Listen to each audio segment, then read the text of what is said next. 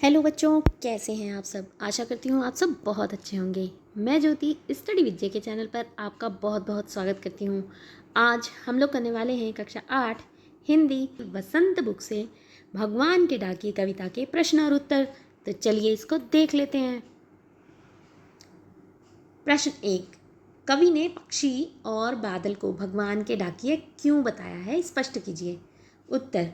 कवि ने पक्षी और बादल को भगवान के डाकिए इसलिए कहा है क्योंकि जिस प्रकार डाकिए संदेश लाने का काम करते हैं, उसी प्रकार पक्षी और बादल भगवान का संदेश हम तक पहुंचाते हैं। उनके लाए संदेश को हम भले ही ना समझ पाएं, पर पेड़ पौधे, पानी और पहाड़ उसे भली प्रकार पढ़ समझ लेते हैं। जिस तरह बादल और पक्षी दूसरे देश में जाकर भी भेदभाव नहीं करते, उसी तरह हमें भी आचरण करना चाहिए। प्रश्न नंबर 2। पक्षी और बादल द्वारा लाई गई चिट्ठियों को कौन कौन पढ़ पाते हैं, सोच कर बताइए। पक्षी और बादल द्वारा लाई गई चिट्ठियों को पेड़ पौधे, पानी और पहाड़ पढ़ पाते हैं। अगला प्रश्न, प्रश्न नंबर 3। इन पंक्तियों का क्या भाव है। पक्षी और बादल प्रेम, सद्भाव और एकता का संदेश एक देश से दूसरे देश को भेजते हैं। ख प्रश्न, प्रकृति देश देश में भेदभाव नहीं करती, एक देश से उठा बादल दूसरे देश में बरस जाता है। तो इसका उत्तर क्या है कि ये जो भाव है ये किन पंक्तियों में है। पक्षी और बादल ये भगवान के डाकिए हैं जो एक महादेश से दूसरे महादेश को जाते हैं। हम तो समझ नहीं पाते हैं, मगर उनकी लाई चिट्ठियाँ पेड़ पौधे, पानी और पहाड़ बाँचते हैं। ख का उत्तर। और एक देश का भाव दूसरे देश में पानी बनकर गिरता है। अगला प्रश्न, प्रश्न नंबर 4। पक्षी और बादल की चिट्ठियों में पेड़ पौधे, पानी और पहाड़ क्या पढ़ पाते हैं। कवि का कहना है कि पक्षी और बादल भगवान के डाकिए हैं। जिस प्रकार डाकिए संदेश लाने का काम करते हैं, उसी प्रकार पक्षी और बादल भगवान का संदेश लाने का काम करते हैं। पक्षी और बादल की चिट्ठियों में पेड़ पौधे, पानी और पहाड़ भगवान की भेजे एकता और सद्भावना के संदेश को पढ़ पाते हैं। इस पर अमल करते नदियाँ समान भाव से सभी लोगों को अपना पानी बांटती हैं। पहाड़ भी समान रूप से सबके साथ खड़ा होता है। पेड़ पौधे समान भाव से अपने फल, फूल व सुगंध बांटते हैं। वो कभी भेदभाव नहीं करते। अगला प्रश्न, एक देश की धरती दूसरे देश को सुगंध भेजती है, कथन का भाव स्पष्ट कीजिए। उत्तर। एक देश की धरती अपने सुगंध व प्यार को पक्षियों के माध्यम से दूसरे देश को भेजकर सद्भावना का संदेश भेजती है।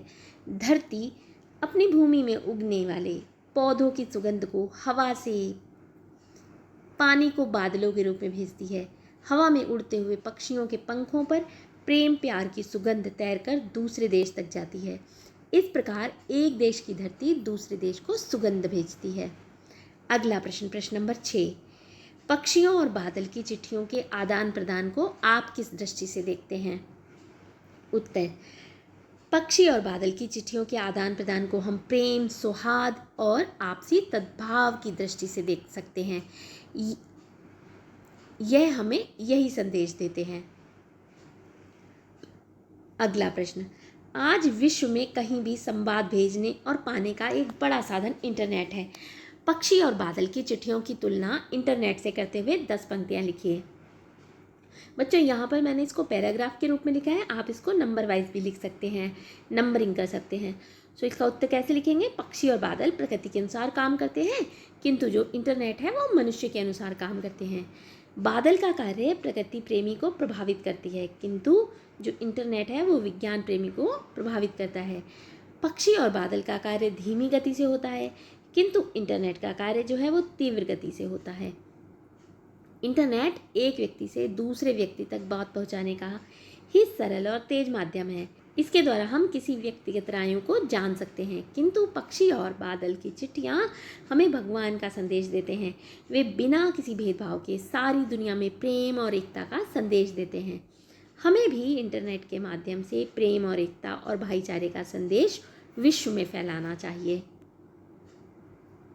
अगला प्रश्न, हमारे जीवन में डाकिये की क्या भूमिका है, इस विषय पर 10 वाक्य लिखिए। देखिए, जो डाकिया है वो भारतीय समाज की आधारभूत कड़ी है। डाकिया द्वारा डाक लाना, पत्रों का बेसब्री से इंतजार, डाकिए से ही पत्र पढ़वाकर उसका जवाब लिखवाना इत्यादि तमाम महत्वपूर्ण पहलू हैं जिन्हें नज़रअंदाज नहीं किया जा सकता। उसके परिचित सभी तबकों के लोग हैं। हमारे जीवन में डाकिए की भूमिका अत्यंत महत्वपूर्ण है। भले ही कंप्यूटर और ईमेल का ज़माना आ गया है, पर डाकिए का महत्व अभी भी उतना ही बना हुआ है जितना कि पहले था। कई अन्य देशों में होम टू होम डिलीवरी को ख़त्म करने की तरफ कदम बढ़ाए जा रहे हैं या इसे सुविधा शुल्क के साथ जोड़ दिया गया है। वहीं भारतीय डाकिया आज भी सुबह से शाम तक चलता ही रहता है। डाकिया कम वेतन पाकर भी अपना काम अत्यंत परिश्रम और लगन के साथ संपन्न करता है। गर्मी, जाड़ा और बरसात का सामना करते हुए वह समाज की सेवा करता है। भारतीय डाक प्रणाली की गुडविल बनाने में उसका सर्वाधिक योगदान माना जाता है। Thank you so much for watching.